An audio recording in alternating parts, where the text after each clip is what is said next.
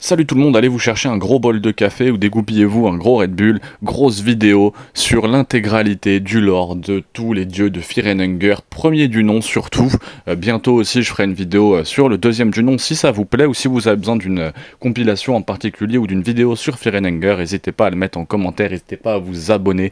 Bientôt 2000 abonnés, ça fait très plaisir. Dans cette vidéo, il va y avoir un enchaînement, on va commencer avec le mensonge de l'ascension qui est très important, le mensonge de l'ascension. On va ensuite bien sûr savoir des choses différentes sur qui est Sylviane, qui est Grogoroth, qui est Olmer, et aussi bien sûr qui est Nashra. On apprendra des choses sur lui, donc ça sera la dernière vidéo, qui est également le dieu de Fear and Hunger. Donc il va y avoir pas mal de compilations sur pas mal de dieux. C'est des vidéos que vous pouvez retrouver, une petite vidéo de 10 minutes à un quart d'heure que vous pouvez retrouver sur la chaîne séparément si vous voulez regarder un dieu en particulier. Sinon, j'ai essayé de vous compiler tous ceux du Fear and Hunger 1 ici. Si jamais vous voyez un dieu qui manque ou un autre personnage que vous aimeriez voir, n'hésitez pas à mettre un petit commentaire. Je me répète. Et de toute façon, je vais vous faire d'autres compilations aussi. J'ai vu une vidéo de 5 heures en fait, l'histoire complète de Fear and Hunger en anglais. Et je me dis que je vais essayer de faire un peu la même chose. Donc là, ça va être la première heure 10, heure 20 entre guillemets. Et ensuite, bien sûr, il va y avoir 2, 3, 4 autres vidéos qui vont suivre du même style. Et ensuite, je ferai une grosse compilation de 5 heures sûrement. Je retourne sur Baldur's Gate 3, Baldur's Gate 3, qui est un très bon jeu, ça a l'air en tout cas. Je viens juste de le prendre. J'hésiterai pas à vous faire un petit retour dessus. Merci à tous, vraiment, ça fait super plaisir. Je vois qu'il y a des retours très rapides sur la chaîne, donc c'est super cool. Abonnez-vous, pouce bleu. Je vous laisse avec le lore de tous les dieux de Fear and Hunger. Pour une des premières vidéos sur le lore de Fear and Hunger, on va parler du mensonge de l'ascension avec des anciens dieux, des nouveaux dieux, pas mal de choses super sympas. Donc ça va être une vidéo super cool qui a nécessité quand même un petit peu de travail. Donc n'hésitez pas à vous abonner, pouce bleu.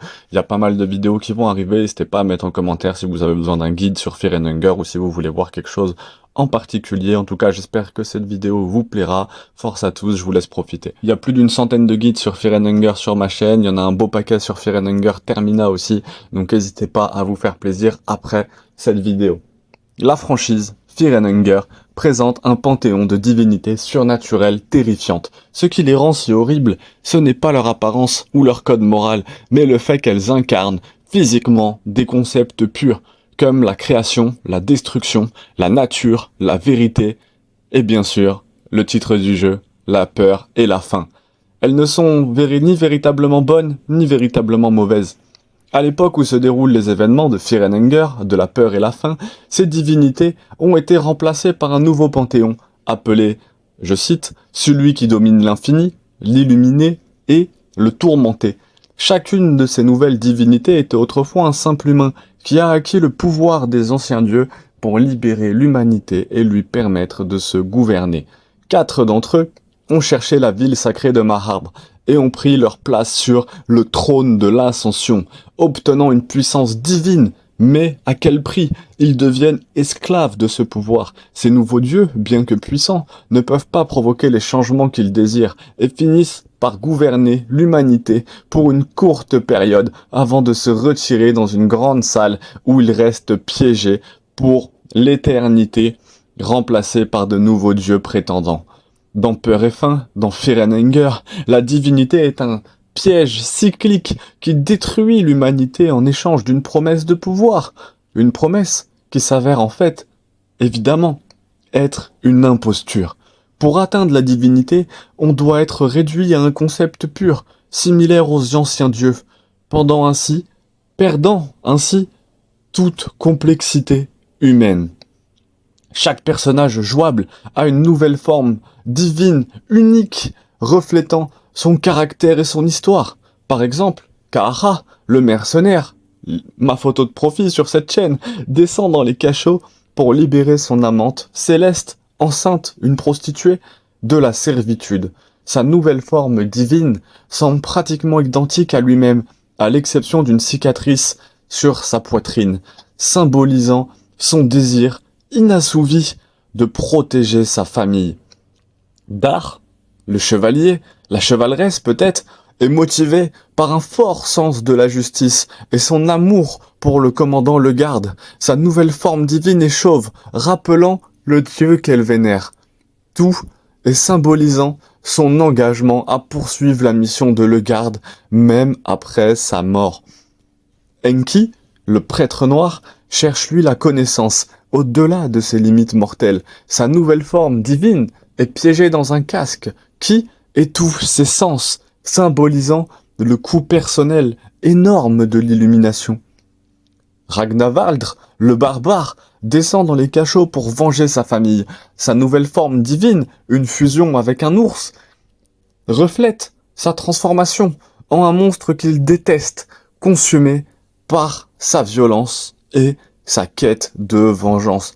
Fear and Hunger explore magistralement le thème de la divinité et de ses conséquences, révélant que ce pouvoir supérieur éteint l'humanité.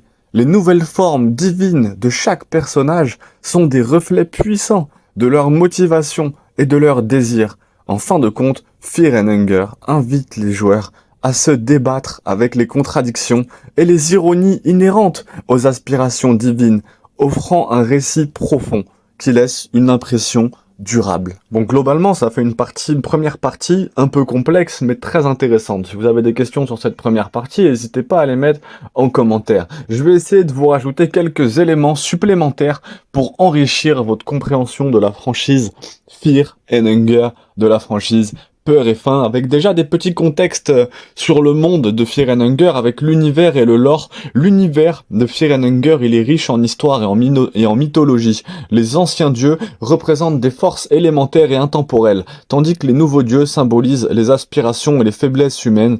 Cette dichotomie crée un monde où la quête de pouvoir divin est constamment remise en question par les sacrifices qu'elle exige. Les anciens dieux sont très importants. C'est des entités transcendantales, c'est un très beau mot, qui incarnent des concepts tels que la peur, la faim, la création, la destruction. Leur indifférence envers l'humanité et leur nature pure en font des figures à la fois vénérées et craintes, et leur influence continue de se faire sentir même après leur retrait, et leur pouvoir demeure inégalé. Les nouveaux dieux étaient autrefois des humains ordinaires, qui ont simplement cherché à libérer l'humanité de l'emprise des anciens dieux. Malgré leur intention noble, ils se retrouvent piégés dans un cycle de pouvoir et de servitude. Leur ascension vers la divinité est un commentaire sur la nature corrompue de ce pouvoir et sur la difficulté de provoquer un changement véritable. Quelques infos supplémentaires sur les personnages jouables. Kaara, je sais qu'on en a déjà parlé un petit peu, mais ce mercenaire motivé par l'amour, par le désir de protéger sa famille, sa quête dans les cachots de Peur et Faim, de Fear and Hunger, est alimenté par un besoin profond de liberté et de sécurité pour ses proches. Sa nouvelle forme divine, bien que physiquement similaire, porte une cicatrice qui symbolise ses échecs personnels et ses sacrifices. C'est pour ça que Kaara est ma photo de profil. C'est un personnage dans lequel je me reconnais vraiment beaucoup, motivé par l'amour et le désir de protéger sa famille, et alimenté par un profond besoin de liberté et de sécurité pour ses proches, hein. Notamment toutes ces vidéos-là, tout est assez lié. Donc je trouve Kaara extrêmement intéressant pour tout ça, et surtout que c'est un personnage qui a été, je pense, un peu délaissé, donc c'est très important pour moi de lui redonner ces petites lettres de noblesse. Dar, la chevalier, elle est animée par un sens aigu de la justice et une dévotion fanatique à son commandant le garde, hein, ses casques à Griffith. Son parcours montre comment les idéaux nobles peuvent être pervertis par le pouvoir et l'aveuglement. Sa nouvelle forme divine, dépouillée de cheveux, renforce son engagement envers ses croyances, mais aussi son aliénation de son identité humaine. Casca, qui a eu toujours du mal à être un peu une femme, hein, donc je pense que le fait de se couper les cheveux aussi a une espèce de transidentité un petit peu là-dedans. Enki, le prêtre noir, incarne la quête insatisfaisable, insatiable de connaissances. Son ascension vers la divinité l'isole du monde extérieur, symbolisant le coût de la poursuite de la vérité absolue. Sa forme divine, piégée dans un casque, illustre comment la connaissance peut devenir un fardeau insupportable. La Outlander, le barbare Ragdva est un personnage tragique, motivé par la vengeance. Sa transformation en une créature mi-homme mi-ours reflète sa dévotion à la protection de ses proches, mais aussi sa descente dans la barbarie. Son histoire souligne les dangers de la colère et du désir de vengeance. Lui, son seul but, c'était vraiment de tuer le garde. Il n'y va pas, à la différence de Kahara justement. Kahara, il est motivé, il veut un maximum de fric, mais c'est pour faire le bien, c'est pour enfin le bien. En tout cas, c'est pour se protéger lui et pour mettre les siens, ceux qu'il aime, à l'abri, sachant qu'il n'est pas dans le jugement, même en ayant une femme prostituée, son but, il est amoureux, son but c'est de la protéger et de la mettre à l'abri. Quelques thèmes et messages pour finir cette vidéo. La nature cyclique du pouvoir. Le jeu explore le thème de la cyclicité du pouvoir divin. Les personnages, en cherchant à atteindre la divinité, se retrouvent piégés dans un cycle sans fin où le pouvoir ne mène qu'à la servitude et à l'aliénation. Ce thème met en lumière les dangers inhérents à la quête du pouvoir absolu, la perte de l'humanité. En atteignant la divinité, les personnages perdent leur complexité humaine et sont réduits à des incarnations de concepts purs. Cela souligne la fragilité de l'humanité face aux forces divines de la tragédie, de sacrifier son humanité pour atteindre un but illusoire. Donc c'est très profond, hein.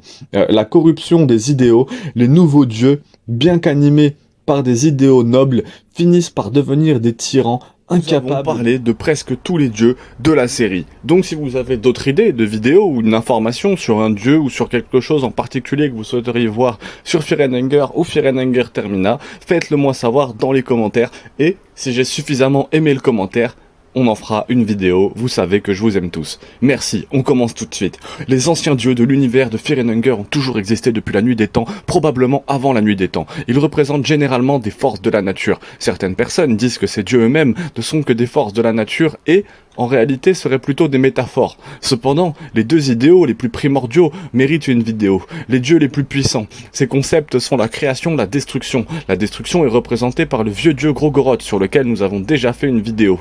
Et nous avons, bien sûr, son penchant, ce qui nous amène au sujet de cette vidéo, le vieux dieu de la création, Sylviane. Avant la création de l'homme, Sylviane a demandé à un autre dieu qui est probablement un vieux dieu, mais nous ne savons pas avec certitude, il est nommé Vitruvia, pour le rendre conçu pour les mortels. Ils sont fabriqués en l'image de Sylviane, donc Vitruvia, il a fait les humains à l'image de Sylviane elle-même. Elle a fait un dessin initial, et elle n'était pas très fière de son propre travail, mais Sylviane a adoré. Les défauts de Sylviane ont ensuite pris ce dessin et en ont fait une réalité, elle a donné naissance à l'humanité. Cela veut dire que son homologue est Mari, Grogoroth, le dieu de la destruction, a la capacité de donner la fin de la vie, faisant de Grogoroth non seulement le dieu de la destruction, mais aussi le dieu du sang mortel et des sacrifices humains.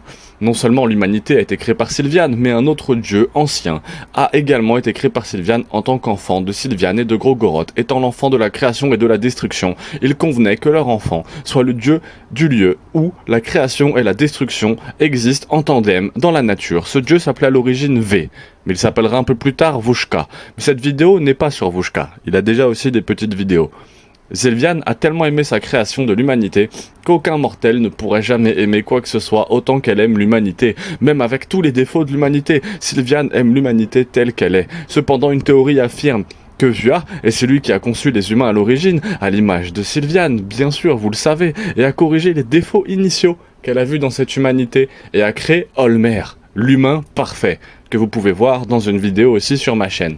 Mais cependant, Sylviane aime tellement toujours l'humanité qu'elle veut qu'ils s'aiment en son nom, généralement en montrant s'aimer les uns les autres, ou s'aimer.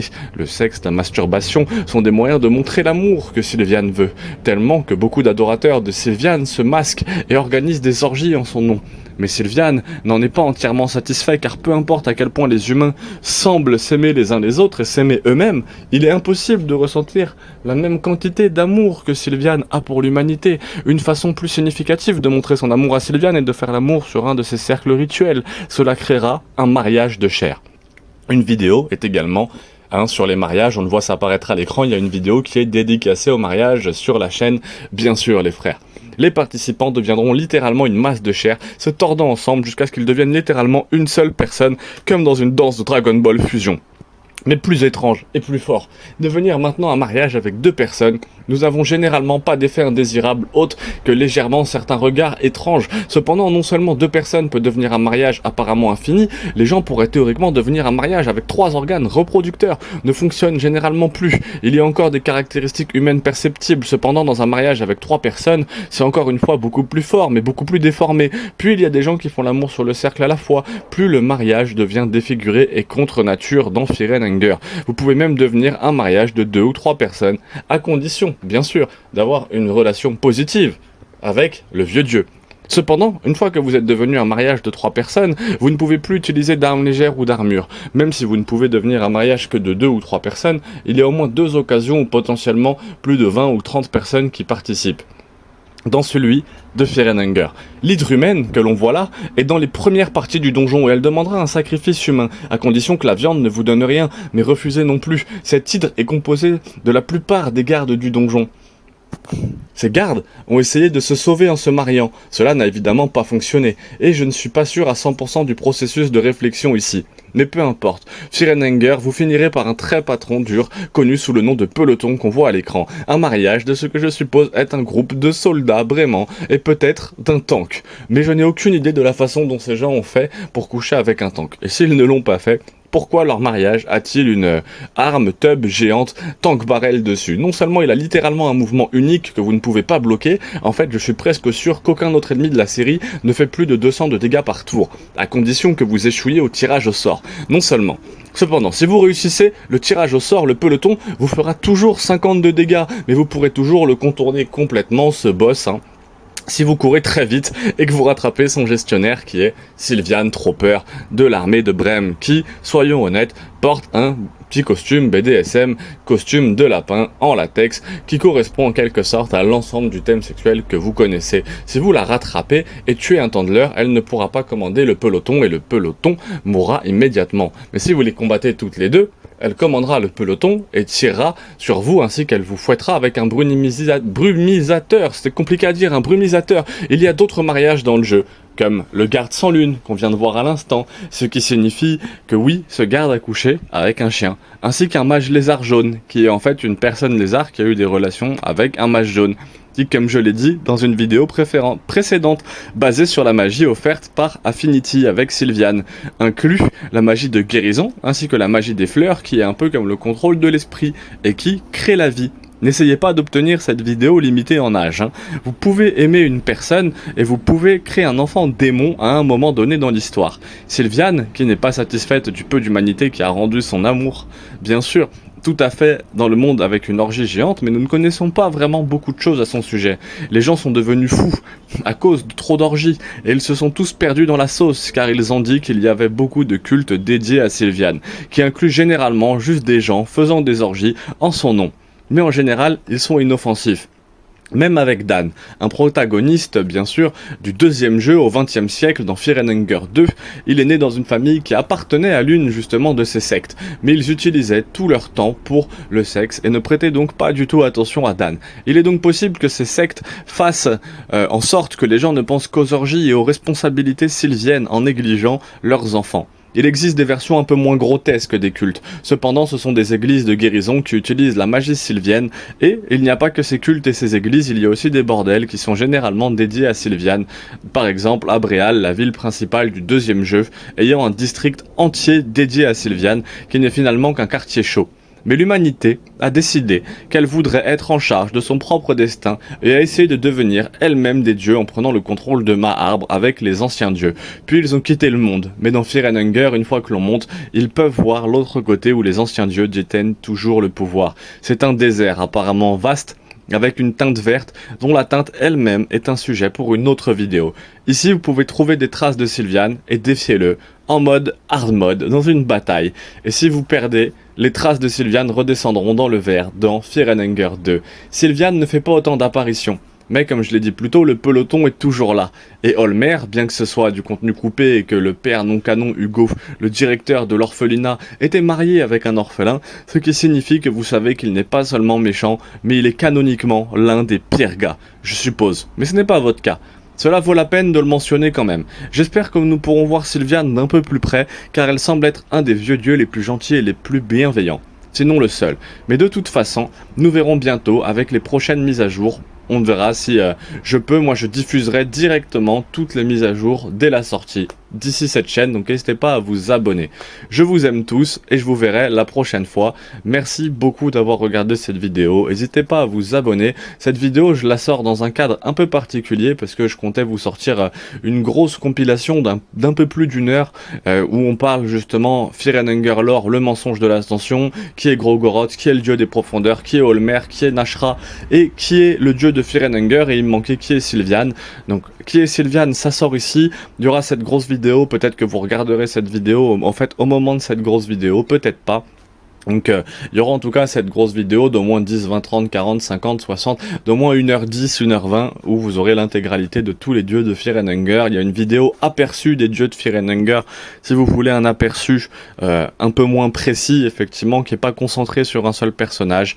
N'hésitez pas à aller regarder tout ça. Merci à tous pour la force. On revient très très vite. Je viens de commencer Baldur's Gate 3, donc je reviens très très vite.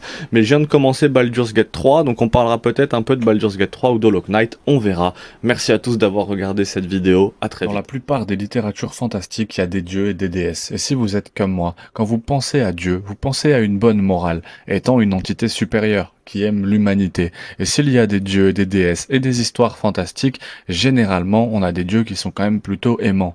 Mais on peut penser à Hadès, on peut penser à la vraie littérature grecque, à Aphrodite, à Elden Ring, à peut-être Fear and Hunger aussi, qui comporte lui un dieu du nom de Sylviane, qui aime tellement l'humanité qu'il ne peut pas lui rendre l'appareil. Cependant, avec l'amour existant dans ce monde, il en va de même pour l'opposé. Vous pouvez vous abonner à la chaîne. Aujourd'hui, on va parler du dieu de l'introduction. À la fin de l'introduction, on va parler du dieu de la destruction, Grogoroth dans Fear and Hunger. Ironiquement, c'est le mari et l'homologue de Sylviane, la déesse de l'amour, parce qu'il n'y a pas de mal dans Fear and Hunger. Dans l'univers, Grogoroth n'est pas un mauvais dieu ou quelque chose comme ça. Il est juste une force de la nature comme tout le reste, car il ne peut y avoir d'amour sans haine, il ne peut y avoir de création sans destruction, et sans le chaos et le changement. Il ne peut y avoir de croissance. C'est quelque chose de similaire. Et Grogoroth et le dieu de la peur et de la faim partagent maintenant. J'en ai fait une sorte d'allusion il y a quelques secondes. Les anciens dieux ont quitté ce monde il y a fort longtemps. Ils sont devenus désintéressés avec l'humanité, mais il reste des traces. Ces traces sont comme les lois de la nature. Elles n'existent pas pour être adorées ou pour être adorées, elles existent simplement. C'est comme si c'était l'équivalent d'adorer la gravité. Ça n'a pas de sens, tout simplement. Rien n'est là pour être adoré ou pour tirer profit de votre culte, sauf peut-être Isaac Newton, mais ça c'est une autre blague. C'est juste la nature des anciens dieux. Grogoroth, Rare, Sylviane, Vushka, le dieu des profondeurs, ils sont tous partis ou morts et ils ont tous une vidéo dédiée sur ma chaîne. Mais cela ne veut pas dire que les gens ne le font toujours pas. Je les vénère pas de toute façon, car apprendre les enseignements de ces dieux dans le passé peut accorder des prouesses magiques, comme apprendre les enseignements de Sylviane et se livrer à l'amour qu'elle a apporté au monde. On peut obtenir une magie de guérison en apprenant ces enseignements. Cela nous amène aux mages jaunes. Les Yellow Mages sont comme les adorateurs de Sylviane. Mais c'est tout le contraire. Ces Yellow Mages suivent la magie du sang et la destruction de Grogoroth. C'est pour ça qu'ils vous coupent un bras quand vous arrivez. Mais ils l'adorent pas. Ils l'utilisent, en quelque sorte d'une manière où il se déclenche du chaos, il se délecte du chaos. Parce que comme ils disent, le chaos est la seule constance dans ce monde. Ils n'ont donc pas de hiérarchie ou quoi que ce soit. Et ouais, ils n'adorent rien. Dans le chaos, ils n'observent plus Grogoroth plutôt que de l'adorer. La chose la plus proche qu'ils ont d'un leader est le nouveau dieu nommé NRA. Mais j'ai découvert que dans l'une des premières vidéos que vous pouvez voir ici en haut à gauche, donc là vous la verrez pas forcément, faudra aller voir l'original, on en reparle après. L'une des coutumes qu'ils ont, c'est qu'ils sont pas autorisés à utiliser des armes à feu. Ce qui est assez étrange, parce qu'il n'y a pas beaucoup d'armes à feu dans Fear and Hunger 1, tout du moins. Autre action, la destruction soit justifiée ou non, les armes à feu peuvent être considérées comme des outils de croissance de Grogoroth ou son influence d'une manière. C'est un aspect de la destruction tout comme l'épée, alors pourquoi les mages jaunes peuvent-ils utiliser des épées mais pas des armes à feu? Je n'en ai aucune idée, mais c'est pas une vidéo sur les Yellow Mages, c'est une vidéo sur Grogoroth, donc on revient tout de suite à lui. On va laisser place aux nouvelles générations. Pour que de nouveaux arbres poussent à côté, la forêt précédente doit être incendiée. Telle est une des règles de la création et de la destruction. Il n'existe pas de création sans destruction.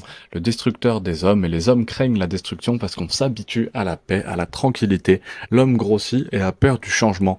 Mais le changement est inévitable, tout comme Grogoroth, mais il n'a pas besoin de la peur, car la destruction est d'une nature pure. Elle ne cite pas un homme en particulier. Elle existe juste sur une note intéressante de Grogoroth. Il est d'un genre curieux, plus que tout autre dieu âgé. Pour soulager son sentiment de fear, de peur, Grogoroth porte des corps dans le peau d'hommes et de femmes. Il pourrait encore marcher parmi nous, masqué sous la peau des gens, et des corps suspendus, nous bénissant avec ses études de magie du sang. C'est ainsi que les études de Grogoroth le décrivent dans Firenenger. Cependant, Groth est légèrement différent des autres dieux plus anciens, car dans le passé il a marché jusqu'à la Terre en tant qu'humain, ou, à tout le moins, il portait une peau humaine pour observer l'humanité. Je suis même pas sûr de bien prononcer son nom. Il est un dieu curieux et était très intéressé par l'humanité. À notre connaissance, aucun autre dieu ne marchait parmi eux. L'homme, comme l'un des leurs, une raison possible à laquelle je peux penser est que l'humanité n'est pas aussi sylvienne et, conçue comme nous en avons discuté sur cette chaîne avant, il est possible qu'il n'aime pas l'imperfection et que la haine de l'humanité puisse le posséder. Gorgoroth était intéressé. Alors, il a observé, comme nous avons fait pour lui, sa magie de la destruction. Après qu'il ait fait cela, la ville où se trouvaient les anciens deux de Maarbre a été reprise par les humains. Il réalise maintenant à quel point les humains étaient dégoûtants et observant comment leur pensée de lui était si différente de la forme pure de la destruction qu'il détestait vraiment. Mais, alors qu'il est parti, en guise de cadeau de pardon, il a montré à l'humanité comment utiliser sa magie de destruction. La croissance des sorts peut accorder notamment la magie du sang, les sorts blessants, l'orbe noir, et on peut obtenir des faveurs et observer davantage en utilisant des sacrifices humains dans ses cercles d'invocation, ainsi qu'en sacrifiant son propre sang dans ses propres cercles d'invocation. Dans Firenenger, la fin B, le joueur avec Nashra lui-même se dirige vers les ténèbres du fond du dieu des profondeurs où une trace de Grogoroth dormait encore. Il se réveille et le combat apparaît. Ce n'est pas le vrai, juste une trace de lui, qui reste avant qu'il ne vous combatte. Cependant, Nashra le fera dans ses poussées de sagesse infinie qu'il envisage de le tuer lui-même. Puis, il est brûlé, vif, mais il survit comme c'est le cas. C'est une jolie coutume pour un nouveau dieu, que vous savez invincible, et tout ensuite, il commencera le combat avec vous. Si je puis dire, c'est le combat le plus dur dans le premier jeu. Après quoi, il vous dira qu'il peut vous montrer ce qu'est la destruction pure, il peut vous montrer ce qu'est réellement, et pas ce que vous pensez, mais attendez. S'il vous dit que cela pourrait vous tuer, les humains n'étaient pas censés comprendre la vérité, la destruction. Vous pouvez dire si vous voulez l'entendre ou non, mais de toute façon, il vous dira parce que il est un peu con. Il vous montrera la vraie destruction, qui est à la fois ce qu'il se considérait comme une destruction, et tous les autres qui ont déjà vécu l'idée de destruction aussi, parce qu'ils sont tous réels, ils sont tous une forme véritable, dans l'esprit des gens. Donc, il vous montre à tout le monde et à toutes la véritable destruction de l'idée d'un seul coup. Vous mourrez ensuite en sachant ce qu'est la véritable destruction. Ça fait beaucoup de destruction. Et en apprenant une certaine forme d'illumination.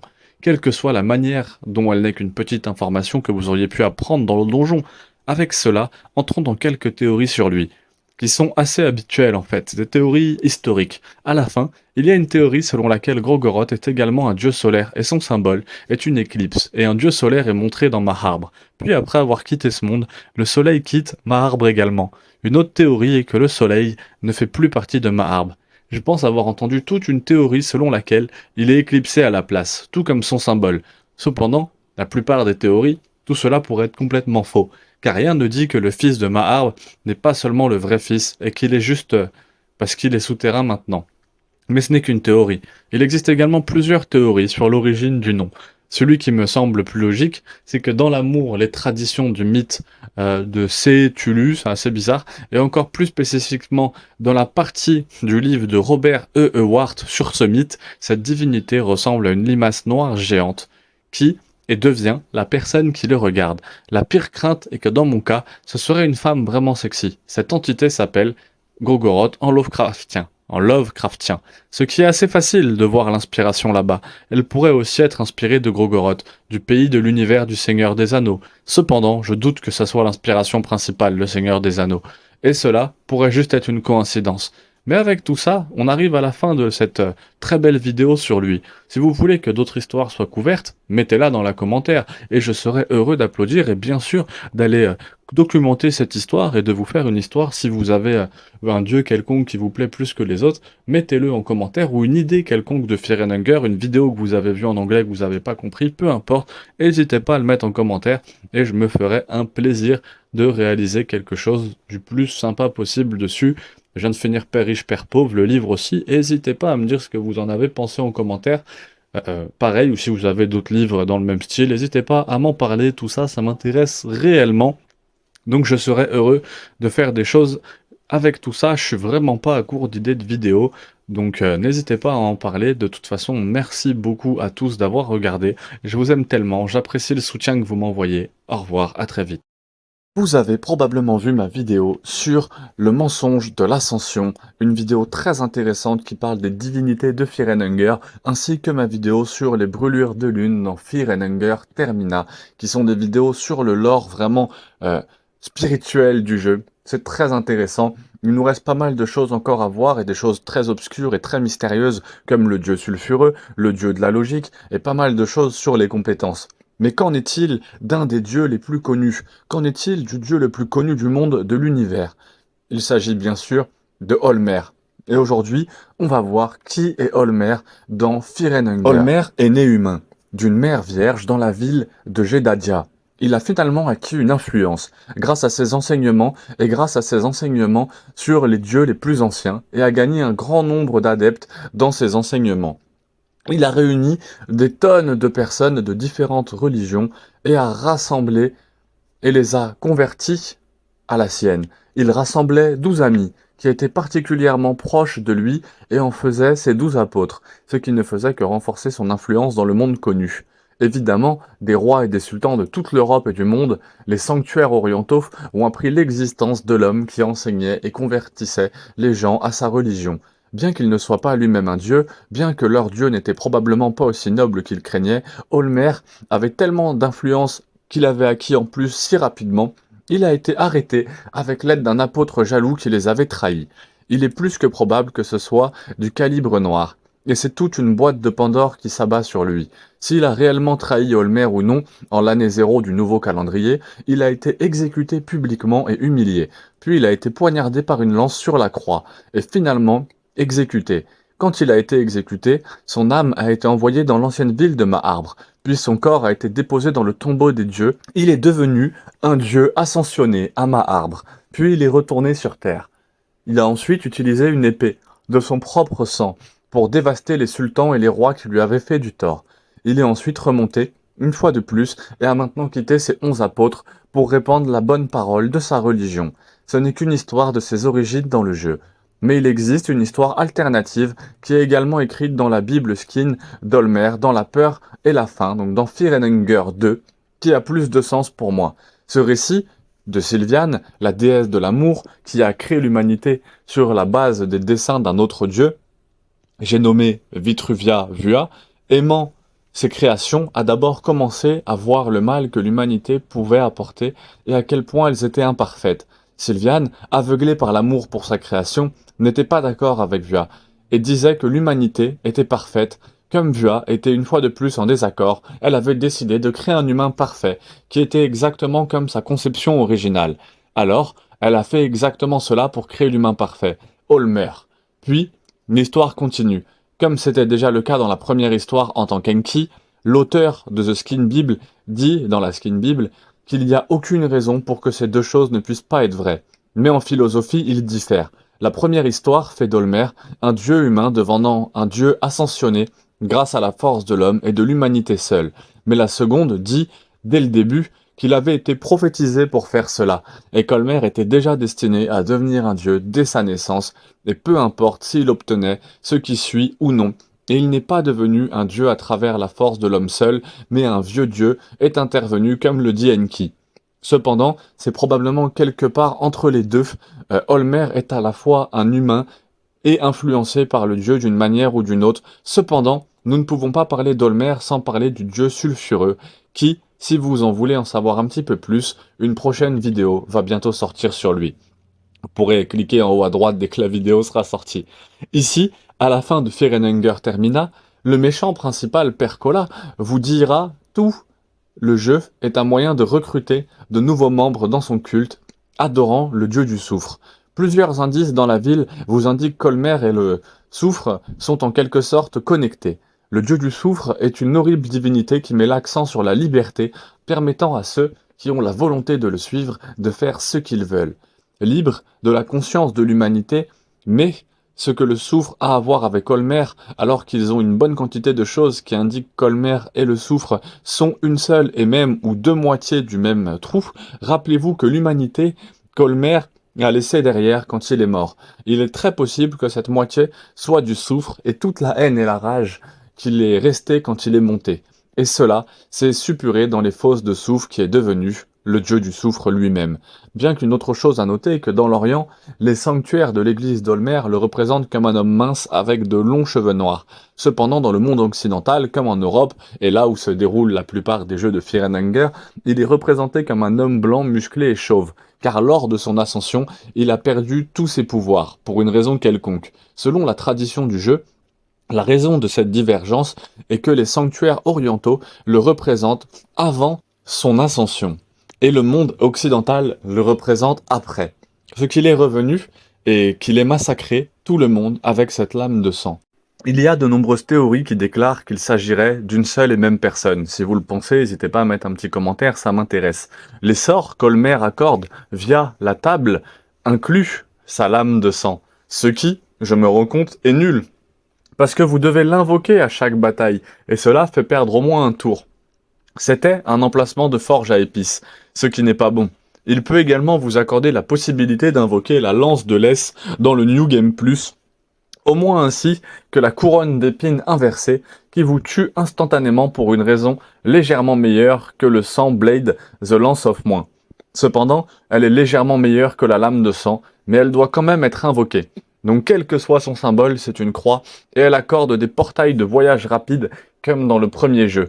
Si vous gravez ce symbole sur votre visage, vous obtenez plus 3 de défense et 85% de négation de dégâts physiques, ce qui est bien. Mais pourquoi graveriez-vous autre chose que le dieu d'ici dans la fin cil, ce qui vous donne plus d'agilité? D'accord, mettons cela de côté maintenant. Il y a une inspiration évidente pour plus, si vous êtes familier avec le christianisme ou simplement avec Jésus en général, vous remarquerez des liens beaucoup moins que subtil. Jésus a également été trahi par un de ses apôtres et a été poignardé par une lance sur la croix puis crucifié à mort. Cependant, Jésus est descendu aux enfers puis est ressuscité des morts. 3 jours après, il est monté au ciel. Mais il y a une sorte de différence, car Jésus n'a pas massacré ses bourreaux avec une épée faite par son propre sang. Ce qui amène à ces théories sur Olmer. Il est très possible qu'Olmer n'ait jamais existé. C'est vraiment possible. Il est possible que le dieu du soufre soit le seul et unique qui ait jamais existé et qui a utilisé l'apparence du miséricordieux Olmer pour établir un nouvel ordre mondial. Car si vous allez à l'église d'Olmer et à Préville dans Fear and Hunger 2, vous vous rendrez compte qu'il vénère quelqu'un qui ressemble beaucoup à Olmer, mais qui est une version bâtarde de lui, car il dira aussi qu'il est assez bien établi que beaucoup d'églises d'Olmer adorent le soufre à la place et utilisent simplement Olmer pour les contrôler, pour contrôler le monde et être avides de pouvoir. Je me demande pourquoi cela semble familier. Quoi qu'il en soit, cette théorie affirme qu'il n'y a pas d'Olmer du tout et que toutes les églises l'utilisent comme guide, pas seulement quelques-unes, car nous l'avons dit plus tôt, Jésus n'a pas massacré les gens avec la lame de sang. Il est donc très possible que le véritable Olmer soit mort et que le dieu sulfureux ait pris sa place. J'espère que cette vidéo vous aura plu, elle est inspirée d'un petit youtubeur pas forcément connu du nom de PugSR, donc PUGSR, qui a fait une vidéo justement qui est Olmer, donc pour parler du lore de Fear and Hunger. Il a fait quelques autres vidéos, notamment on parle pas mal du dieu sulfureux, une vidéo sur qui est le dieu sulfureux, une vidéo sur qui est Fear and Hunger, une vidéo sur qui est Rare, et je compte m'inspirer vraiment de ces vidéos pour essayer de vous fournir des vidéos le plus qualitatives en français sur le lore de Fear and Hunger, parce que c'est tellement dense et intéressant, je trouve ça super cool. Si jamais, n'hésitez pas à aller regarder justement sa vidéo si vous voulez compléter ça. Moi, c'est une traduction, hein, c'est-à-dire que je prends vraiment les sous-titres de sa vidéo, traduits, j'essaye de donner du sens à son texte, et de faire quelque chose, comme je l'ai dit dans une autre vidéo, d'intelligent et d'intelligible, c'est assez compliqué à faire, même en utilisant des intelligences artificielles pour essayer de résumer le texte ou de le rendre cohérent, effectivement. Et puis surtout de comprendre déjà en fait le lore qui est vraiment très très long et très très complexe, mais je trouve ça super intéressant, j'en apprends à chaque fois beaucoup dessus et j'hésiterai pas de toute façon à vous faire des gros résumés ou peut-être des condensés de tout ce que j'ai pu comprendre, de mes propres théories, etc. En attendant, là c'était une très bonne vidéo, j'espère en tout cas, j'espère que ce sera à vous de me le dire, mais en tout cas c'est une vidéo que je trouve très cool pour savoir qui est Olmer. Ça permet déjà de se rendre un peu mieux compte de toutes les choses de Fear and Hunger et Fear and Hunger Termina. De toute façon, la vidéo sur qui est Rare, qui est le Sulfur God, qui est Pocket Cat, sont des vidéos qui vont arriver très prochainement. Donc n'hésitez pas à vous abonner, pouce bleu. Il y a la vidéo, on en parlait en introduction, mais sur les brûlures de lune, etc., qui sont super cool. Donc n'hésitez pas aussi à aller voir tout ça. Merci à tous, en tout cas, de suivre les vidéos. Bisous à tous, force et merci. La plupart des dieux sont bien connus dans l'univers de Fear and Hunger, et les gens ont fait quelques vidéos sur des dieux qui ne sont pas bien connus dans l'univers. Je veux dire, regardez, il y a pas mal de vidéos assez génériques sur le dieu sulfureux. Un tas d'autres vidéos se créent sur le dieu de la logique, le dieu sulfureux, le roi jaune et tout le reste. Mais il y a un dieu dont je ne vois pas beaucoup de gens parler, et à juste titre. Donc parce que dans ce même jeu, ce dieu est décrit comme le dieu des perdus et des oubliés. À juste titre, personne ne parle de ce dieu, car c'est maintenant presque une divinité oubliée dans l'univers de Fear and Hunger et de son lore. Nous parlons bien sûr du dieu des profondeurs. Le dieu des profondeurs est l'un des anciens dieux, avec Sylviane, Rare, Grogoroth et Vushka. Le dieu des profondeurs est le dieu des insectes des ténèbres, des oiseaux et des perdus et des oubliés du monde. Si bien que lorsque nous entendons parler du dieu pour la première fois dans le premier jeu de Fear and Hunger, qui se déroule en 1590, le dieu est presque complètement oublié par le monde, uniquement vénéré par certains insectes, comme nous avons vu dans d'autres vidéos, et les habitants des cavernes. À ce stade, cependant, selon la description de l'anneau de Sensu dans Fear and Hunger 2, il y a des mages vivants dans la première Fear and Hunger, appelés les mages ermites du Sud, qui vénèrent encore le dieu. Vers 1590, et qui peut infuser des anneaux avec le pouvoir des sangsues, qui redonne de la santé lorsqu'il blesse d'autres créatures. Mais l'adorateur le plus éminent du dieu est le roi des cafards. Dans le premier jeu de Fear and Hunger, vous ne le verrez même pas. Enfin, vous le verrez peut-être, mais vous ne serez peut-être pas capable de lui parler, à moins que vous ayez appris la compétence maîtrise sur les insectes, de l'arbre du compétence du dieu de la mort. Parler au roi des cafards vous accordera un dialogue très important, selon lequel il est un adepte du dieu des profondeurs. Si vous vous inclinez devant lui, il le fera. Il vous dira de tuer le papillon, juste au-dessus de celui qui, d'ailleurs, ne s'occupe que de ses propres affaires. Tuer le papillon vous accordera la faveur du roi des cafards, et par extension du dieu des profondeurs, ce qui est l'un des seuls moyens de lui accorder la faveur. Si vous ne jouez pas avec Enki, il vous dira également de tuer Enki, et maintenant qu'il s'agit de canon, mais dans une ancienne version, vous pouviez sacrifier d'autres membres du groupe pour gagner les faveurs du dieu des profondeurs. Mais encore une fois, c'est le cas, contenu coupé ou non, mais comme le roi des cafards, la morue des profondeurs a encore plus d'adeptes, principalement dans Fear and Hunger, car comme nous le verrons, le dieu des profondeurs n'est pas vraiment là dans Fear and Hunger, du moins pas de la manière dont nous pouvons le penser. Les créatures qui suivent le dieu des profondeurs sont le roi des cafards, les scarabées, le croc-molleur, le voleur, les marmonneurs et peut-être même le papillon. Mais maintenant que nous savons qui est le dieu des profondeurs, parlons-en. La chronologie. Le dieu des profondeurs est également mentionné avec des pronoms masculins et féminins. Donc je vais juste continuer à les dire. Parlons de la chronologie du dieu des profondeurs. Comme tous les anciens dieux, le dieu des profondeurs a toujours été autour. Il n'y a jamais eu de début de ces vieux dieux. Ils ont toujours été là.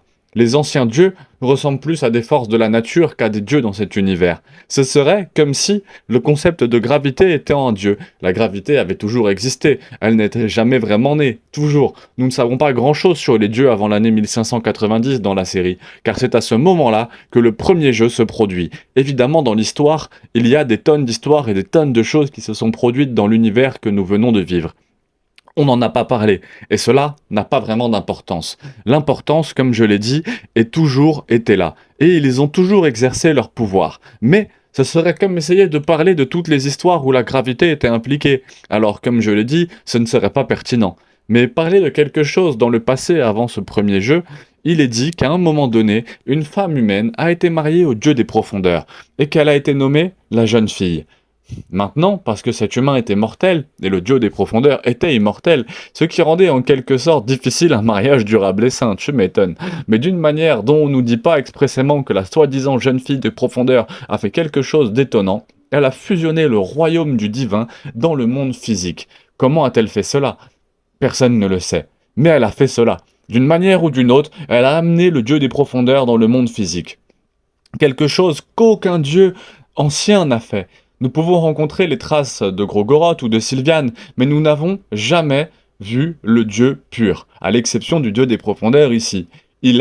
C'est le dieu des profondeurs. La jeune fille des profondeurs a en quelque sorte amené le dieu des profondeurs dans le monde physique pour continuer avec notre exemple de gravité, qui est comme introduire la gravité en tant que concept dans le monde réel. En tant que dieu, elle a fait cela, et non seulement elle a fusionné le dieu des profondeurs avec le donjon de Fear and Hunger, un donjon notoirement cruel, hein, vous en serez quand même assez témoin, en le fusionnant également avec le fourré dans la zone entourant le donjon, faisant même de ce fourré une sorte d'organe pour le dieu des profondeurs. Avec le fourré, il y a d'autres organes à propos du dieu des profondeurs et du donjon. Ainsi, même aussi loin que dans l'ancienne ville de Maharbre, enterré sous le donjon, coupant vous permettra d'entrer, le gauntlet qui est à l'intérieur du dieu des profondeurs lui-même. La partie la plus profonde est la plus en face du donjon avec le dieu des profondeurs. Ce gauntlet est la chose la plus proche du vrai dieu. Comme nous le verrons, nous verrons tous les révélateurs, les signes du dieu des profondeurs ici, tandis que le peuple des corbeaux dépravait les gardes, et une immense quantité d'obscurité dans les ténèbres, les plus profondes et les plus sombres. Mais nous reviendrons sur cette incarnation des ténèbres plus tard. L'obscurité de son donjon corrompt non seulement dans un sens métaphorique, mais dans un sens très réel maintenant.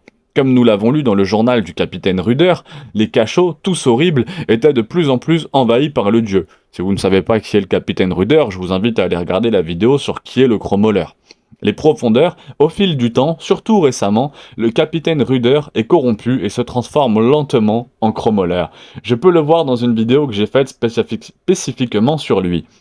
Mais dans cette vidéo, j'ai décrit que normalement, si vous deviez simplement jouer au jeu, vous pourriez penser que le chromoleur n'est qu'une entité singulière, une créature étrange et unique qui a été corrompue par le dieu des profondeurs. Mais ce n'est pas le cas, et vous n'avez pas besoin d'un connard sur internet vous disant que, basé sur un livre obscur ou une tradition enfouie quelque part dans le plus profond du jeu, il n'est pas unique. Mais vous pouvez le constater par vous-même. Dans The Gauntlet, il y a un autre chromoleur, un double chromoleur. Celui-ci n'est pas le capitaine Ruder, mais quelqu'un de complètement différent. C'était peut-être même un mariage qui a été corrompu en corbeau-moleur. Et si vous êtes comme moi, cela n'avait aucun sens la première fois. Vous avez vu, parce que j'ai été amené à croire cette merde que le capitaine Ruder était le chromoleur et c'était tout. Mais je crois que le dieu des profondeurs peut en fait simplement corrompre les gens dans des choses comme le dieu de la lune. Si vous avez également joué à Fear and Hunger Termina, vous êtes très conscient que Rare peut faire cela avec les brûlures de lune. J'ai aussi fait une vidéo qui lui est consacrée, donc franchement vous avez vraiment de quoi satisfaire votre appétit pour le lore de Fear and Hunger avec toutes mes vidéos. Mais je pense que c'est juste les vieux dieux qui peuvent faire cela. Mais pour revenir à ces ténèbres profondes dont nous parlions plus tôt, si vous avez amené dans la fille, dans les ténèbres profondes, quelque chose de très étrange se produit pour la première fois. Au moins que nous sachions canoniquement qu'un vieux dieu meurt ici. Le vieux dieu des profondeurs meurt ici en ce moment. Mais nous voyons, le dieu des profondeurs prend une nouvelle forme. Il fusionne avec la fille pour créer un dieu ascensionné, le dieu de Fear and Hunger. Pas un ancien dieu, pas un nouveau dieu, mais un dieu ascensionné, qui, si vous ne le savez pas, si vous ne savez pas ce qu'est un dieu ascensionné, sachez que j'ai fait une vidéo très intéressante sur le mensonge de l'ascension. C'est un dieu qui fusionne d'une manière ou d'une autre avec un dieu ancien et crée quelque chose de plus grand, quelque chose comme un ancien dieu. Un dieu avec l'influence d'un nouveau dieu. Si vous voulez en savoir plus sur le dieu de Fear and Hunger, venez voir une de mes vidéos à ce sujet. Mais les notes de la falaise indiquent que le dieu de Fear and Hunger prend le rôle du dieu des profondeurs. Le dieu de Fear and Hunger qui assume le rôle de ceux qui sont perdus et oubliés et représente la croissance humaine à travers la douleur. Jetons un coup d'œil au dieu qui symbolise aussi bien le haut bien que ce soit ce R inversé. Mais lorsque le dieu adopte, il fusionne avec la fille. Le symbole de Fear and Hunger est ces deux dieux, dos à dos. Qu'est-ce que cela représente réellement? Je ne sais pas. Je suis sûr qu'il y a du symbolisme ici. Enfin, parlons un peu de l'apparence du dieu des profondeurs. Si vous ne le connaissez pas, l'apparence des profondeurs de l'Aiguillon est basée sur cette célèbre photo de l'USS Saratoga, un navire coulé qui a l'air très effrayant, et un parallèle intéressant est que la conception est basée sur un navire coulé dans les profondeurs de l'océan. Maintenant, pour parler de certaines théories ici, c'est une théorie à laquelle j'ai déjà pensé et je ne suis pas sûr que quelqu'un d'internet l'ait déjà dit ou démystifié. D'ailleurs, mais je crois que devenir un dieu ascensionné est montré plus directement avec le dieu des profondeurs qui se transforme en dieu de Fear and Hunger, ce qui est logique. Donc cette théorie ne concerne pas tant le dieu des profondeurs, mais les dieux ascensionnés en général. Je crois que la seule manière de créer un dieu ascensionné est de fusionner un vieux dieu avec un humain qui a du sens avec le dieu des profondeurs, se transformant en dieu de Fear and Hunger. Alors, vous pourriez dire qu'il y a Olmer.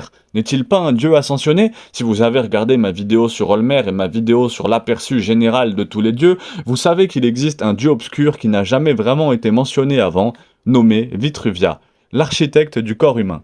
Ce dieu était mécontent de Sylviane, alors qu'elle tombait amoureuse de la bâtardisation de sa conception originale pour les humains. Si vous lisez la Bible cutanée d'Olmer et la peur de Fear and Hunger 2, vous savez que dans la tradition, il y a une théorie selon laquelle Olmer a été créé par Vitruvia. Je crois que quand Olmer est mort, il a fusionné avec Vitruvia et est monté. C'est pourquoi nous n'entendons plus parler de Ivy. Et cela m'amène à la grande partie dont ce que je parlais. Je crois que la logique, le dieu de Fear and Hunger 1 et le dieu de Fear and Hunger 2, est ascendant et nous assistons à une autre ascension. Il y a beaucoup de liens étranges entre la logique et le rare lorsqu'elle se transforme en sa deuxième forme dans son combat contre le boss. Il y a cette étrange structure en bois derrière elle. Pourquoi? Si vous savez, c'est très révélateur de son royaume. Ces murs en bois ressemblent à tous les royaumes dans lesquels il vous met à travers Fear and Hunger. Aussi, pourquoi bien, je crois que Rare est contrarié par cette durée particulière du festival, qui n'est pas en fait organisée en son nom, et décide de fusionner avec Logique en créant un nouveau dieu ascensionné. Perola vous arrache même au royaume de R, donc Perkele je pense qu'il parle, vous arrache même au royaume de R plus d'une fois. Peut-être qu'il essaye de prétendre que Rare est toujours aux commandes du festival. La lune que nous voyons dans le ciel et la terminaison n'est qu'un espace flottant. Le rock n'est pas comme Rare, comme le dit Perola, mais ce n'est qu'une théorie, et cela pourrait être complètement faux. Et la vidéo du dieu des profondeurs n'est qu'un moyen d'en parler. En tout cas, j'espère que vous apprécierez cette vidéo du dieu des profondeurs ainsi que les petites théories que nous avons pu exploiter ici. Je vous remercie tous et j'aime chacun d'entre vous. Bye. Je veux que vous imaginiez quelque chose. Vous avez trouvé une jeune enfant dans le donjon horriblement dégoûtant de Fear and Hunger. Vous amenez naturellement cette fille avec vous pour sortir de son donjon. Et vous ne pouvez pas quitter ce donjon normalement. Vous devez donc terminer le jeu avec elle. Vous êtes de nature gentille. Donc vous voulez faire sortir cette jeune fille innocente d'ici. Alors vous essayez d'aller jusqu'au fond du donjon. Et vous traversez cet horrible gauntlet pour trouver un énorme tas de corps. Vous arrivez au bout et donc rien. Il n'y a rien là-bas. Là, la fille regarde dans le vide. Étrangement, tu es rempli d'une peur écrasante. Tu te sens étrange. Et tu réalises que ce sentiment de peur écrasante vient de la fille. Elle se retourne et te sourit chaleureusement, pas avec méchanceté, mais avec gratitude. Et puis, un dieu est né. C'est le dieu du Fear and Hunger. Si vous vous demandez pourquoi une petite fille, ou plus précisément pourquoi cette petite fille, eh ben, je suis là pour vous expliquer. Bonjour à tous, c'est votre youtubeur préféré sur Fear and Hunger. C'est votre tradition préférée dans Fear and Hunger, et je suis presque à court d'idées de vidéos, mais il m'en reste encore un beau paquet qui va sortir derrière, donc n'hésitez pas à vous abonner. Il y a déjà la vidéo sur Pocket 4 qui est sortie, je sais qu'elle vous a beaucoup plu, mais bon, je travaille et on essaye de rien lâcher. On va commencer par la petite fille qui a en plus été la première vidéo sur cette chaîne. Elle n'a pas de nom, car on ne lui en a jamais donné, mais certains l'appellent l'ancienne.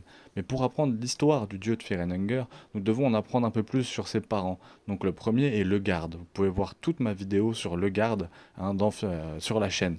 Mais pour un aperçu rapide, Le Garde c'est un chef mercenaire qui a beaucoup de charisme, un charisme contre nature et quelqu'un qui prophétise faussement qu'il sera un dieu, un homme pour unir toutes les nations et devenir le seul vrai dieu. Donc en bref, Le garde est un homme de prophétie, même si c'est une fausse prophétie. L'autre parent de la fille est une déesse nommée Nilven, mais elle n'est pas un vieux dieu comme Sylviane ou Grogoroth ou même Rare. C'est un nouveau dieu, comme un dieu avec un public qui diminue rapidement, se fonde dans l'obscurité et est simplement un autre faux dieu de l'histoire. Non, elle est connue comme celle sans fin, ce qui est assez ironique car son règne n'a duré qu'environ 1000 ans, ce qui est pas si long pour un nouveau dieu.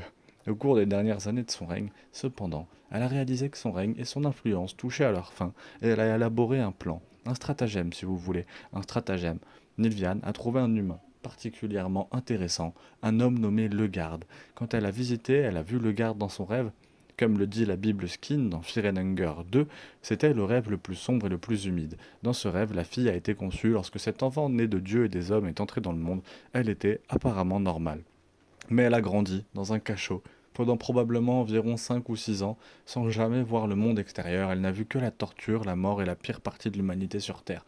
Une fois de plus, pour citer la Bible de la peau, dans laquelle son histoire est écrite dans le deuxième jeu, son éducation dans le donjon est décrite comme si la vraie obscurité n'engendre pas de lumière. Elle, c'était une enfant pure, une page vierge née dans les gouffres les plus sombres de la création humaine. C'est là qu'elle a grandi et c'est tout ce qu'elle savait. Elle était la plus pure représentation de Fear and Hunger. Non gâchée par la moindre lueur d'espoir que Nilviane avait espéré que son enfant serait, la lumière pour l'humanité, mais, comme le dit la Bible sur la peau, les ténèbres pures n'engendrent pas la lumière pure. La fille a vraiment eu la pire enfance, je déteste le dire, mais elle a probablement vécu de très mauvaises choses, en plus de devoir toutes ces mauvaises choses, comme des choses que je peux même pas citer, la destruction par la mort, la torture, etc. Elle a vu chaque jour de sa vie pendant des années. Finalement, au cours de l'an 1590, 4 personnes sont entrées un jour dans un donjon à la recherche du Saint-Doux, le garde. Même s'il ne savait pas qu'il avait une fille, elle se trouvait au même endroit que sa fille. Là où elle se trouvait, gardée dans l'une des cages de cette aventure, il est plus probable que Kahara le mercenaire l'ait trouvée. Kahara, étant un gentleman honnête, il décide d'emmener la fille avec lui, pour, espérons-le, la faire sortir du donjon. Kahara, qu'il soit seul ou non, a trouvé les organes d'un dieu différent en explorant le donjon du dieu des profondeurs, qui était adoré par seulement quelques personnes comme le dieu de ceux qui sont perdus et oubliés, un dieu énigmatique et dérangeant. Ce vieux dieu résidait d'une manière ou d'une autre dans le donjon de Fear and Hunger. Ou peut-être serait-il préférable de dire que le dieu des profondeurs est le donjon lui-même d'une certaine manière. Une fois que vous arrivez au fond de ce donjon, à travers le Gauntlet, vous avez fait toutes les parties les plus profondes et les pires du dieu des profondeurs. Découvrez son cœur de ténèbres. À ce stade, où tous les corps sont dans les fosses les plus sombres, la fille, amener la fille ici, tuera d'une manière ou d'une autre le dieu des profondeurs d'une manière étrange. Ce qui est étrange, car il y a plusieurs personnes qui disent que les anciens dieux ne peuvent pas vraiment mourir. Il est donc probable qu'elle prenne l'essence du dieu mort ici, et il vit d'une manière ou d'une autre. Cela nous ramène à l'intro. La fille regarde dans les ténèbres, puis étrangement, elle était, et même, elle rayonne de peur. Elle tombe ensuite au sol, et commence à convulser comme quelque chose tout droit sorti de l'exorciste. Puis, pour une raison quelconque, vous savez qu'elle est irréparable. Alors, vous essayez de la sortir de la misère. Cela la fera se transformer en adulte. Femme sans bras, semblable à l'apparence du roi jaune dans une fin différente. Vous continuez à craquer maintenant. Elle est apparemment pleine à craquer. Ce n'est vraiment pas naturel. Alors vous essayez de la tuer ou de la sortir de la misère. Elle se transforme et se transformera en dinosaure. Je ne sais pas pourquoi cette forme ressemble à ceci, mais ça rappelle un peu certains monstres de Berserk, le décompte. Continuez à attaquer. Elle prendra sa forme finale, et celle dans laquelle elle restera au moins une autre fois, 400 ans, le dieu de Fear and Hunger. Un être étrange en forme d'ange ou en forme de croix qui est apparemment inspiré par un monstre silencieux des collines appelé Glutti. Sous cette forme, elle est si puissante que si vous la regardez dans les yeux, elle vous tuera instantanément. Mais vous combattra tous. Ce que je veux, c'est que tu ne puisses pas échapper à Fear and Hunger. Ça sera toujours là. Des humains sentent l'aube des temps et l'ont ressenti. Et les humains d'aujourd'hui jusqu'à la fin des temps te feront lutter autant que tu veux. C'est un combat impossible à gagner, quoi qu'il arrive. Même si vous citez, sans guillemets, vaincre le dieu de Fear and Hunger vous tuera après tout. Elle vous tue avec miséricorde. Elle se souviendra que vous l'avez amené ici dans les profondeurs, que vous l'avez aidé à naître en nouveau dieu. Il est également possible que vous lui ayez donné des cadeaux dans l'aventure, pour la défendre même, elle-même. Alors elle les regardera avec amour. Elle dira qu'il y a une certaine beauté à la fin, que vous pouvez au moins faire partie de quelque chose de plus grand, et que vous l'avez amené ici après tout.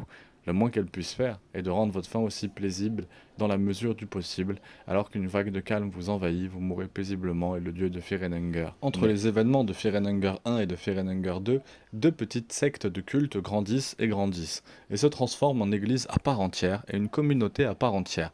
Une religion soufflée adorant le dieu de Fear and Hunger à cause de ce qu'elle représente, la souffrance est horrible. Mais ce qui est important dans la vie est de trouver un sens à la souffrance, sinon elle ne sert à rien. L'inconfort engendre l'innovation, après qu'elle soit amenée à la divinité. La technologie explose. La vie devient mieux que le Moyen-Âge, qui était stagnant et horrible selon les mots de la Bible de la peau. Du deuxième jeu. La peur motivait les gens et la faim les faisait avancer. La peur et la faim engendrent le progrès, ce qui s'est éclairé pendant les événements du premier jeu. Toute la peau des Bibles, qui sont une sorte de Wikipédia dans le jeu, sous forme de livres, pour discuter des différents dieux, des origines et de leurs symboles. Passons donc aux événements de Fear and Hunger 2. Lors des événements du deuxième jeu, elle est largement vénérée, même si elle est en grande compétition avec l'équivalent du christianisme dans le jeu. Les sorts qu'elle vous donne sont un peu plus dérangeants que bienveillants, mais si vous gagnez sa faveur, des sorts tels que le pouvoir de pourrir une personne de l'intérieur et de commander des insectes et des plantes qui étaient autrefois des pouvoirs du dieu des profondeurs, donc elle est le dieu du profondeur d'une manière ou d'une autre. Dans Fear and Hunger 2, vous pouvez dessiner des symboles de différents dieux en cercle pour gagner l'affinité et le pouvoir de ces dieux.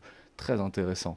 Le symbole du dieu de Fear and Hunger de la faim est le même que celui du dieu des profondeurs, uniquement reflété, ce qui est approprié car l'essence du dieu est maintenant dans Fear and Hunger. Dessiner son symbole dans les cercles vous donne un point de sécurité gratuit sans avancer dans le temps, ce qui est très utile parce que dans Fear and Hunger, je ne sais pas si vous le faites ou pas, je ne sais pas, à chaque fois que vous économisez normalement, à chaque fois que vous dormez, que vous sauvegardez, cela avance le temps et vous n'avez que 3 jours. Donc économiser est généralement un risque. Une autre chose que vous pouvez faire dans Fear and Hunger est également de graver des symboles des dieux sur votre propre visage, en y sculptant le symbole du dieu de la faim et de la peur de Fear and Hunger. Votre visage entraîne une augmentation de l'agilité, ce qui pourrait représenter la façon dont le dieu fait avancer les choses à travers la douleur. Tout ce que nous savons pour l'instant, c'est tout ce que nous savons sur le dieu de Fear and Hunger pour l'instant. Nous devrons donc attendre la prochaine mise à jour pour voir s'il y a plus d'histoire. Donc si vous avez aimé cette vidéo, laissez un j'aime, n'hésitez pas à aller regarder celle sur Podcast 4, celle sur Rolmer, celle sur Le Garde, celle peut-être sur l'histoire tragique de Fear and Hunger Termina. Laissez un j'aime et abonnez-vous, ça m'aide vraiment beaucoup. Alors merci d'avoir regardé, merci vraiment. Je vous aime tous, il y a des grosses vidéos qui vont arriver, j'ai encore sur Kierer par exemple, qui est un jeu très intéressant, qui est perkélé. Donc merci aussi bien sûr à Pug SR, qui est l'écriture du coup de ces vidéos. C'est pas lui qui a tout fait, il y a pas mal de vidéos qui sont d'autres auteurs aussi, mais voilà. Force à tous, à très vite. Imaginez 2 secondes que vous êtes à votre première partie de Fear and Hunger, que vous vous promenez tranquillement en essayant de ne pas mourir lorsque vous tombez sur cette horrible pièce remplie de sang et de sang.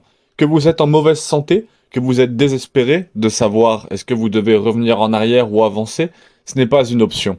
Vous commencez simplement à cliquer sur tout ce qui se trouve dans la pièce pour trouver des fournitures, lorsque, en cliquant sur un de ces murs, peu importe ce qui est dit, vous avez un mauvais pressentiment à ce sujet. Mais vous insistez, et puis vous insistez, et là, il apparaît une sorte de tête désincarnée, qui vous crie dessus et qui vous dit qu'il dormait.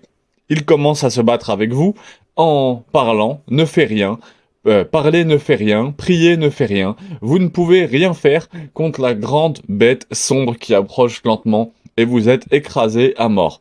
C'est ainsi que vous pouvez d'abord rencontrer l'homme sans tête, qui vous tue et n'a aucun remords et avec ce rire stupide sur votre écran.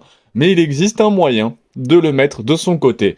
Nous en parlerons plus tard, c'est une vidéo qui est dédiée sur la chaîne, comment recruter Nasra, ou Nashara. En tout cas, de toute façon, sur la chaîne, on a déjà vu comment recruter chaque personnage jouable de Fear and Hunger. Donc si vous suivez bien mes vidéos, vous savez comment le recruter.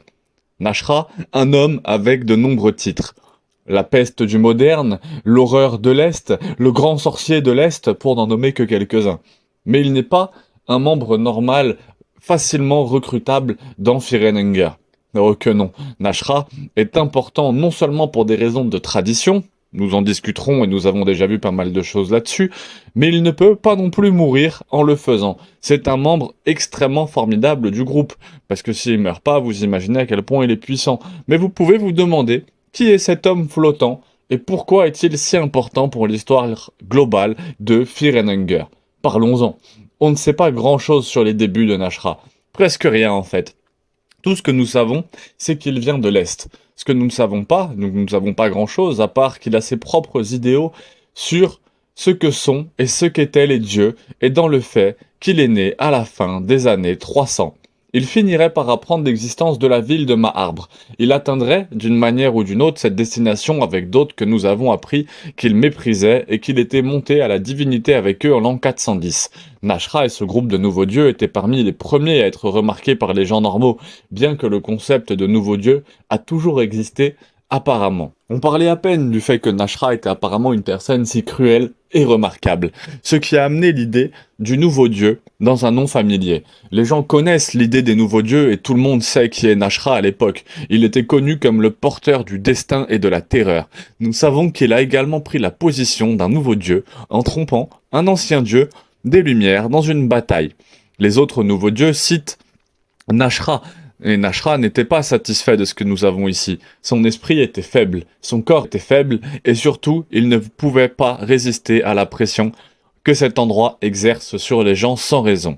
Et il avait l'habitude de tous ceux qui se mettaient en travers de son chemin. C'est ainsi qu'il désirait passer ses journées au lieu de la vraie divinité.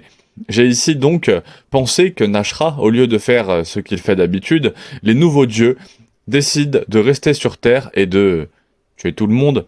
Les gens, je pense que cela n'est pas une exagération, car nous l'avons dit, Nashra déteste les nouveaux dieux et les nouveaux dieux le détestent. Il se lance des insultes tout le temps, donc il est possible qu'il n'ait sodomisé personne. Mais cela ne me surprendrait toujours pas. Le principal point à retenir ici est qu'il est le seul nouveau dieu qui n'est pas confiné à la grande salle.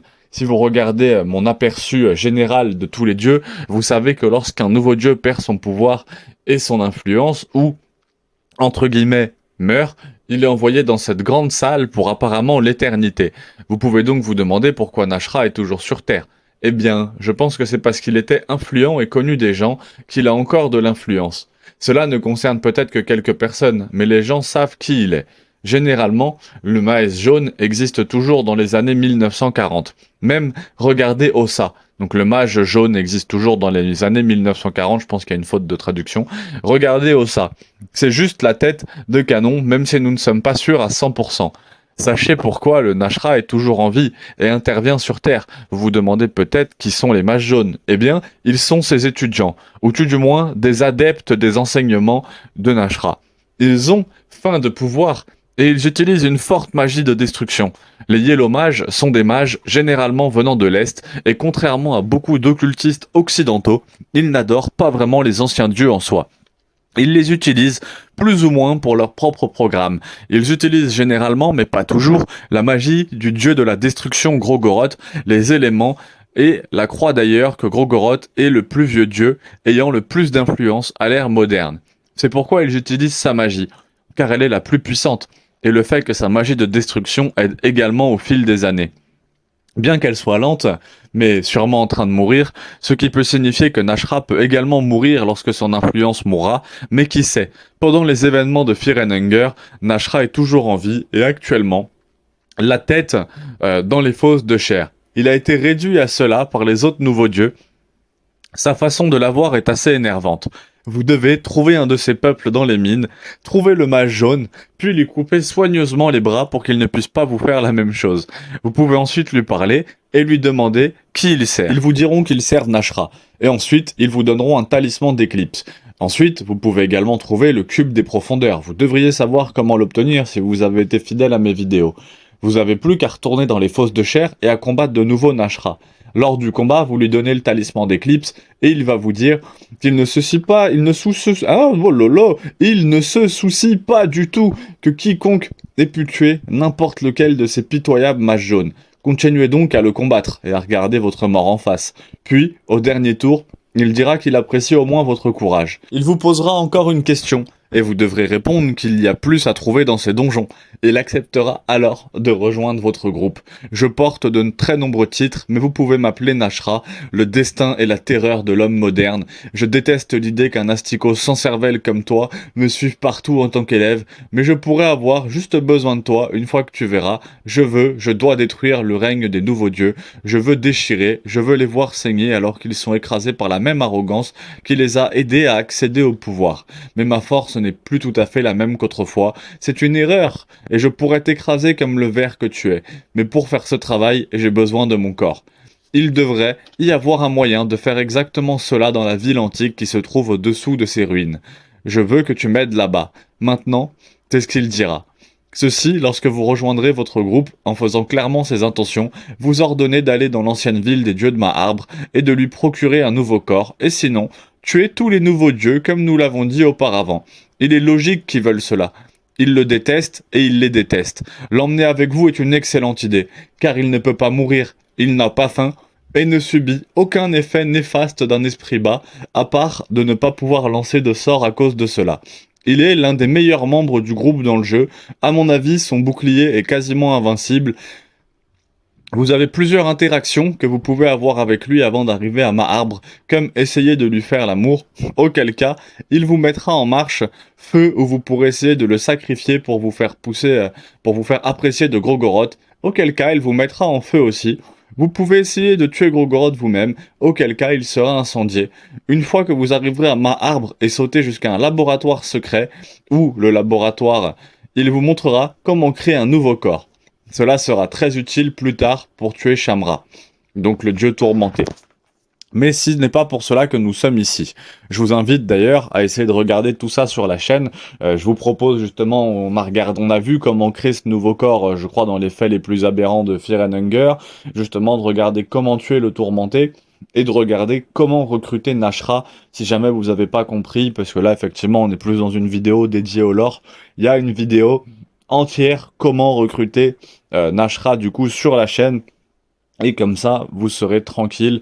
Vous savez que vous pourrez le recruter tranquillement. Petit aparté fait, on retourne à la vidéo.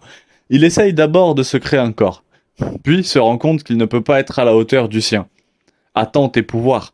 Puis une fois de plus, il y mettra le feu. Il aime bien tout brûler. Frustré, il vous dira d'aller simplement tuer les nouveaux dieux par la force brute. Comme votre groupe l'est maintenant, cela ne devrait pas être trop difficile si vous l'amenez sur le trône et montez après. Il sera étrangement silencieux après avoir tué tous les nouveaux dieux. Si vous essayez de monter, donc de faire l'ascension et de l'amener avec vous, il dira étrangement d'un endroit calme qu'il est déjà monté et que c'était une erreur. Les nouveaux dieux ne sont pas ce que vous pensez. Nous ne savons pas à 100% ce qui arrive à Nashra dans Fear and Hunger, à part qu'il survit dans sa tête. Quelqu'un l'a emmené dans le dieu des profondeurs et a essayé de combattre Grogoroth, au moins avant la fête avec la petite fille qui a rendu le dieu de Fear and Hunger. Arrivé là-bas et heureux de pouvoir Grogoroth, il est brûlé vif comme nous l'avons vu plus tôt. Il est également très possible que le garde ait quelque chose à voir avec cela, car à Termina, toute la raison pour laquelle il a dirigé Ossa est là, tuer le Kaiser, pour se venger. Je suppose... Pourquoi? Je ne sais pas. Peut-être le brûler et lui couper les yeux, expliquant comment il est arrivé à cet état avec une tête brûlée sans yeux. Mais nous ne savons pas de quoi il s'agit réellement. Pendant les événements de Fear and Hunger 2 Termina, il a déclaré qu'Ossa s'était rendu aux ruines du donjon de Fear and Hunger à un moment donné, avant les événements du jeu principal. Et il a trouvé tout un tas de décombres. Ossa le libère et étant entre guillemets reconnaissant envers Nashra, le fait d'Ossa, son dernier élève, emmènera Nashra au festival de Termina, dont Nashra semble être au courant. Une fois que tout aura commencé, il dira quelques mots de choix sur certains des candidats et d'autres personnes, disant que Dan est un ver cachant des secrets et qu'ils doivent être déterrés, que Hoot est dangereux et qu'il faut le surveiller de près, que Marina est une enfant qui essaye de jouer avec la magie, que Olivia est une misérable bibliothécaire qui attend d'être dévastée, quoi que cela signifie, que Karine est une garce arrogante et un morceau de saleté, Henrik est un faible avec aucune caractéristique perceptible, et le chat de poche est un poil plus bien coincé dans votre gorge. Et le numéro 1 l'a rencontré plusieurs fois, et le N l'a rencontré plusieurs fois, avant de dire que le Kaiser est la raison pour laquelle il est ici. Le Kaiser est un bébé bâtard et ils veulent que la seule fois où il se redressera, c'est quand il se baisse par derrière, ce qui est un dialogue classique avec Nashra. Il dit aussi qu'Osa a un long pénis, ouais. Il va aussi étrangement se contredire et contredire l'histoire à plusieurs reprises. Alors peut-être qu'il est devenu fou, ou il n'en sait peut-être pas autant qu'il le prétend. Je ne suis pas non plus à 100% d'accord là-dessus. Une autre chose est que si vous jouez à Zos, vous pouvez parler à Dan des informations sur le dieu sulfureux que vous semblez connaître de Nashra, comme il le fera. Je vous demande pourquoi vous dites cela à Dan, ce qui signifie que Nashra est au moins conscient du dieu du soufre, quelque chose dont nous parlerons dans une vidéo qui lui sera concernée. Mais quelle que soit la fin qui se passe dans Termina, nous ne savons pas vraiment ce qui arrive. Nashra à Nashra pour le moment, car nous ne connaissons pas la fin canonique d'une fin B pour Osaa. Mais il le jette dans un lac, donc peut-être que c'est là que quelqu'un le trouvera dans Fear and Hunger 3. Je ne suis pas sûr. Mais effectivement, d'après les créateurs, et les créateurs enfin d'après le créateur, il n'en a pas trop parlé. Il ne l'a dit à personne de toute façon. J'apprécie vraiment beaucoup que vous ayez regardé cette vidéo, surtout si vous êtes encore là. Il se peut qu'il y ait pas mal d'imperfections. N'hésitez pas à les proposer en commentaire si vous avez des améliorations, surtout intéressantes sur le lore ou pour améliorer la vidéo. Je suis sûr que j'ai raté quelques informations quelque part et je suis également au courant de tout son truc avec le royaume d'Edo, mais ce n'est pas important du tout, du coup je n'en ai pas parlé vraiment là. Je vous aime tous, merci beaucoup en tout cas pour les 1600 abonnés, bientôt 1600 abonnés, j'espère vraiment que ça va continuer, c'était une très belle vidéo sur Nashra, je trouve qu'on en a appris beaucoup plus, toujours inspiré là pour l'instant de... PUGWR, hein, big up à lui justement, très très fort. En plus, je crois que PUGSR, pardon. En plus, je crois que c'est un petit collégien qui fait les vidéos en anglais, donc n'hésitez pas à lui donner un petit peu de force. PUGSR, n'hésitez pas à aller voir aussi sur ma chaîne. Là, on a vu justement, là, on vient de voir vraiment le lore de Nashra. On a fait la même chose avec Moonless hier. Enfin, j'ai fait la même chose avec Moonless hier. Donc, si vous voulez aller regarder le lore de Moonless, il y a pas mal d'autres vidéos sur l'ascension, sur les brûlures de lune, sur qui est le garde. Donc on commence vraiment à avoir quelque chose de pas mal. Enfin, on commence à avoir, vous et moi, mais j'ai fait quelque chose de pas mal sur cette chaîne. J'espère vraiment que ça va vous plaire. N'hésitez pas à mettre un petit commentaire si vous avez une question, un sujet en particulier que vous préfériez voir sur Fear and Hunger. J'essaye d'être réactif. Il y a les traductions aussi en français qui devraient arriver. J'ai reçu un commentaire très intéressant sur une traduction en français. J'hésiterai pas à vous en faire un short ou une petite vidéo. On se laisse là-dessus. Merci à tous. À très vite.